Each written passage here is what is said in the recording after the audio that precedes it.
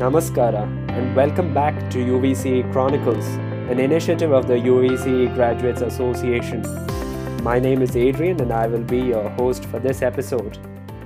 In the second part of this episode, we are continuing our conversation with Mr. Arvind Bhat, a mechanical engineering alumnus of UVCE who has gone on to become an internationally distinguished badminton player and coach. You can listen to the first part of this episode by clicking the link in the description. That's quite the journey, sir, from being a sports enthusiast to becoming an international level player, and now you're even helping youngsters to come in the field, and that's absolutely phenomenal. But the question must be asked, it's been such a long time you've been in this sport, and there must be a lot of highs and lows. So, what has kept you motivated? What gives you that drive to push forward? Good question. Very, very good question, right? I have only told you about the good things that happened to me in the last 20 years. UVC was great for me. The teachers helped me. Then I went on, got a job in Gas Authority, then Bharat Petroleum. I played in Germany. I won the nationals. I was now top 20. All the good parts we have heard now. But the lows were really, really low for me. In 2002, I was in a road accident. I almost died when I was. This was on May 1st, 2002. I had played for India for the first time, and May 1st, I was for some reason I was going to a classmate's house near my house. We lived close by, mechanical classmate. Adarsh, and I was going to Adarsh's house, and in the night I was in a road accident. I was going to his house for some group studies, I think, exchange some notes or something, and I was in a road accident, and I almost died on this day, May 1st, 2002. And I had played for India, and then I was wondering what now, because I had such a big cut in my hand. I could not play practice for a month, and everything was hurting. And I was thinking, wow, I just played for India, I got a job, and looks like I'm almost done. I can't do this anymore. That was one instance where I felt my career was over. And then the second time that I felt my career was over was in 2006, when I had an ankle injury. It was a freak ankle injury while playing football for fun. I got injured in my ankle, and this ankle injury pain persisted for 1 full year. I got this in the June of 2006, and this pain persisted so much that I could not even continue training every day for 1 full year. And eventually, in the December of 2006, I had to go into surgery to repair my ankle. I recovered from surgery because it was a big surgery, it was a deep one. I recovered in February, March around, and then I had to train for 3 months to get back to my original shape up to June. So from June of 2006 to June of 2007, I was out of action. I could not play any tournaments, and I was in a doubt whether I will even recover from this ankle injury. But somehow I got through that phase through my friends, through the doctors, through my colleagues, through my coaches, and I made it out of it. And these were two big instances where I thought my career was over. And then every single day when you go for training, every single time you play a match, you lose. Sometimes you lose closely, sometimes you lose badly. Every single time there a question arises whether am I good for the sport? Am I ready to take on the world? Am I good enough to reach the target that I had set for myself, which was I wanted to be a world champion, I wanted to be world number one. So these questions keep arising every single day in sessions, every single time I lose a match, every single time I have a bad, like a issue, injuries. Injuries are the most important, most painful things on the mind, apart from the body. When you get injured, you're not sure how long it will take to recover. And when you get big injuries, you're not even sure whether you'll make it back. So these doubts always arise, and I have had consistently bad injuries, consistently bad phases in my badminton career. But every single time, somehow I had this resolve to come out of it. I would look at inspirations from different aspects of life, not just some sportsmen. There was at one point of time, I loved Formula One. I loved Schumacher. There was one point of time I loved Sachin Tendulkar. Then there was Dravid. So I drew inspiration from different sports. And then later on, I got inspired from business leaders like Infosys head somehow inspired me at that point of time. Somebody wrote a wonderful book, like Abdul Kalam wrote some great books, and I happened to read one of his wonderful book. And when I was on a flight, and I got inspired by him. I got inspired by Captain Gopinath when I read a book about him. I got inspired by another book called The Secret. I don't know if how many of our listeners would have read this book or watched the video. It's called The Secret. This is something that everybody should watch. I got inspired. So whenever I fell down, whenever I felt bad, whenever I felt my career is over, or whenever I felt things were not going good, I always looked at these different people for inspiration. And that was one part to get inspired. The other thing I always did was I meditated. I do something called Sudarshan Kriya every single day. Even today, I've done Sudarshan Kriya. This is the art of living Sudarshan Kriya. Many people, many listeners will know this. I meditate a lot. I'm quite spiritual that way. These are things which has helped me going, because I believe life is all about ups and downs. It's very easy to say, oh, life is all about ups and downs, happiness and sadness. But trust me, you need both. Definitely, you need both. I will never ever want to be only happy in my life. I want to be sad, because I believe that if I'm sad, if I'm super sad, if I'm down and out, it only makes my happiness better, because then I value my happiness more, I value the good things more, and this has always kept me grounded. It has made me become better and better. So I never shy away from failures. I always want to fail, actually. Sometimes I look for failures, because then I know if I fail, it puts me down, it gets me really down, and then I start getting inspired, and then my next jump is, my graph is very high the next one. So this was how I kept myself motivated, inspired, and tried to get better and better at whatever I did. It was not just about sport, actually. For me, it was not just about badminton.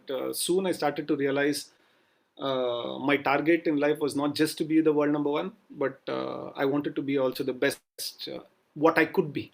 It could be anything, whether it's handling my money, whether it's talking to people, whether it's being punctual. I have this rare ability to be punctual. In fact, if I set a time to reach a destination 1 week from now, that 8 o'clock or 9 o'clock I have to be in UEC college, and I can set that target today. I don't have to set it at morning 7 o'clock of that day. Somehow I will reach there before 9 o'clock. 1 minute before 9 or 2 minutes before 9, I will reach. Unless I deliberately want it to be late. Unless I deliberately want it to be a little late, I can reach there. I can set targets for being punctual anytime. Like I've been to Europe so many times back in the days, right? When there was not much of these communication gadgets. I would tell my manager that, hey, I'm on this flight, on this thing, and I will be reaching your home at this time on this day. And this mail I would have sent maybe 15 days ago. And then I would actually didn't have to repeat that mail to him. And I would just pop up in his door at that point, at that time. And somehow I had this ability to be punctual. So I think this being punctual is very, very important. That keeps you well in control. So these were some abilities that I had. These were some things that I tried to do. I wanted to be a good person. I wanted to communicate well with people, because at that point when I was India number one, a lot of people wanted to talk to me. They were nice to me. And it was easy for me to shoo away people, because I could always say, hey, I don't want to talk to you because I'm in a zone. I'm a badminton player. Not that I'm arrogant, but I could always say, hey, I'm concentrating. Hey, I'm focusing on my career. I don't want to talk to you. I don't want to wish you. I'll just go, I'll be in my own world, which is also okay in the sports world. Many people accept it. They don't, sometimes they don't look at it as arrogance. They in fact praise you. Hey, he's an introvert. He's in his own world because he wants to achieve something in badminton. But I wanted to be a little different. I wanted to say, hey, I could be nice. I could talk to people. I could do all the pleasantries. I could give advice to people, but at the same time, I could also achieve whatever I want to do. I didn't want to show as a very introvert guy. So many such things I wanted to achieve, and I kind of felt I did well by getting inspired, by getting motivated, and generally doing the right things. This inspired me a lot. Thanks for sharing those very inspirational experiences with us, sir. And I found it very interesting that you were yearning to face failures and, of course, learn from them and grow. And I think that's a key takeaway there.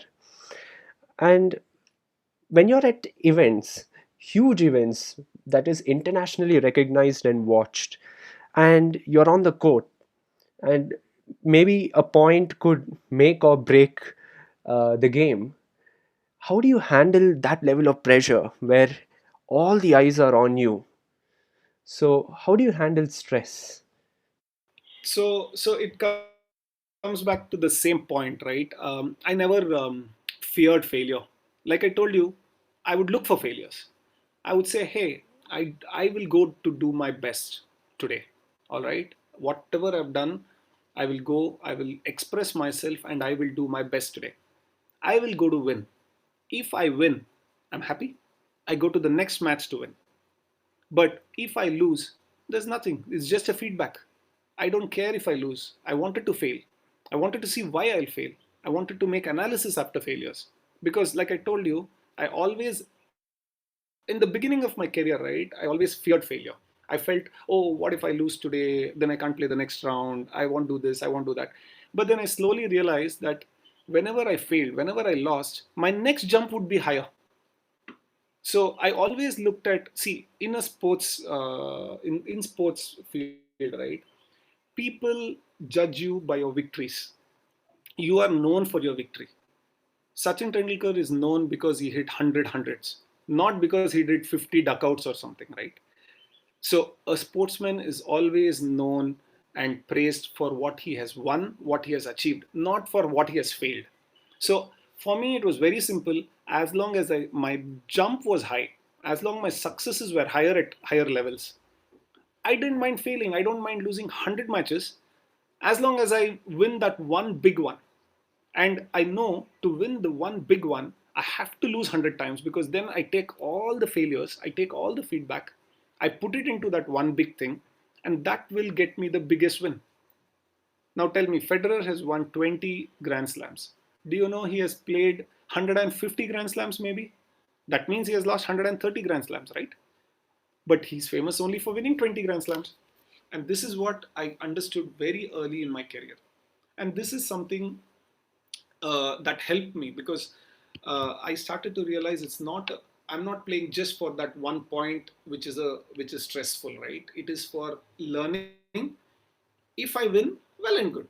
But if I lose, I just use that experience for the next match, and the next match could be the higher one. And slowly, once you can build that, not only in sport, in your general life, because you see a lot of failures in life, and people are scared of failures.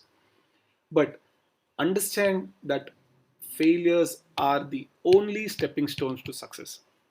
Tell me, how many of you, when you have succeeded or when you have done well, have taken that as a feedback and done better? Very rare. When you do well, when you succeed, you just go have a nice dinner, you get a drink, you enjoy with your family, and you sleep. You never analyze so much. But when you fail, you cry, you feel sad, you have sleepless nights. You get up tomorrow, try to get inspired, you'll read a book, you'll watch a movie, inspirational movie, you'll read inspirational quotes. Suddenly somebody sends you the next day after a failure, somebody sends you a quote in the morning with good morning, you'll read it very deeply. But let's say you've succeeded, you'll immediately delete the quotes. You'll think you're great, you're high flying. So failures are the only places where you can learn. And I totally advocate, or everybody knows, in theory, that you should not shy away from failures. But when it comes to practicality, people are always shying away from failure. They don't want to fail. They always want to succeed. But understand that only when you fail, your success is much higher when it comes. So I never took stress. Initial part of my career, I took a lot of stress. I totally agree to that. But later on, I soon realized that it's not worth taking the stress. It's just to go through it, to try your best, to work hard, take feedback from the failures, and then do the next whatever it comes. But at this point, I also want to say that I did a lot of mental exercises like meditation, like I was mentioning to you, Sudarshan Kriya, breathing exercises. Then I met an NLP trainer, neuro linguistic program trainer, Ashlesh from Bangalore, Ashlesh Rao. He helped me a lot, giving me mental guidance. Of course, all these things helped me relieve stress. I read a book, I watched a movie, I spoke to family. So all these things helped me reduce stress. But the final outcome was that failures are stepping stones to success. You cannot shy away from failure, first of all. And I would even go to say, like I told before, you should look for failures.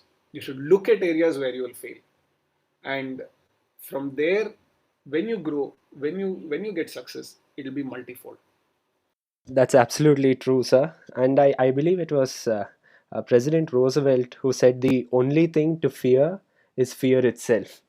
And definitely learning from failures and, going forward is the best thing. So I won't keep you long, and this is the last question. A lot of people are very interested in sports, and they take up lots of activities during their school days, but somehow when they come to college and begin to go into their professional careers, they tend to just drop it. So do you have any advice for such people? Okay, so this is a very tricky question, I would say.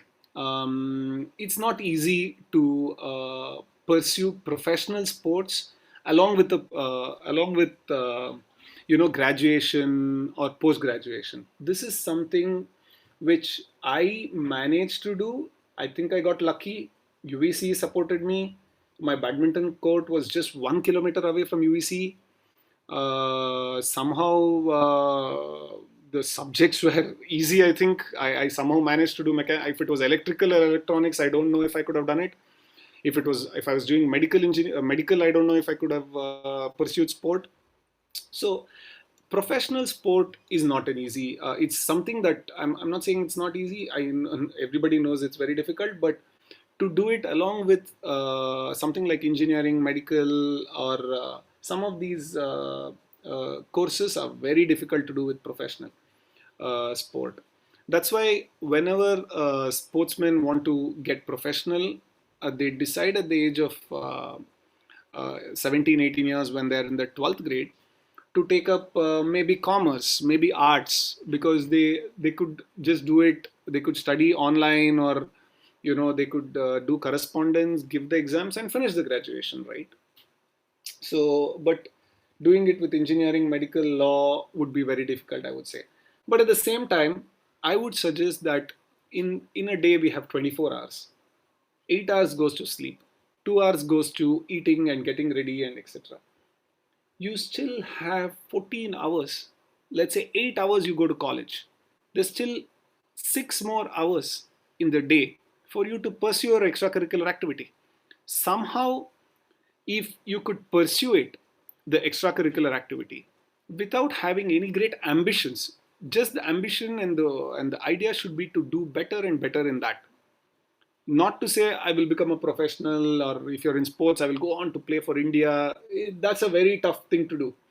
Just to do good, and to get to do more of the extracurricular activities for health reasons, to meet people, to add it as a hobby so that in future it will help you.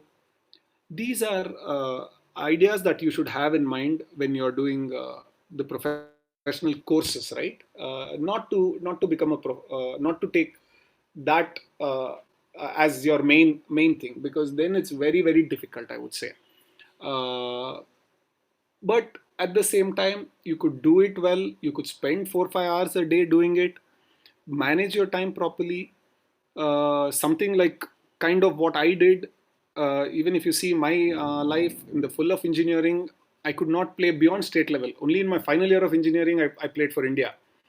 um, so it's just to do the best, just to improve, so that it's some a new thing that you have learned.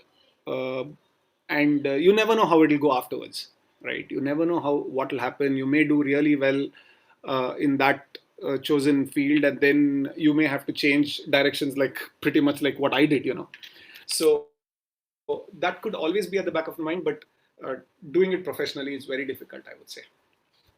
Okay, sir. Thank you so much for all that advice, and I'm sure our listeners would have a lot of information to take back from this podcast. Thank you for joining us today, sir, by sparing your valuable time.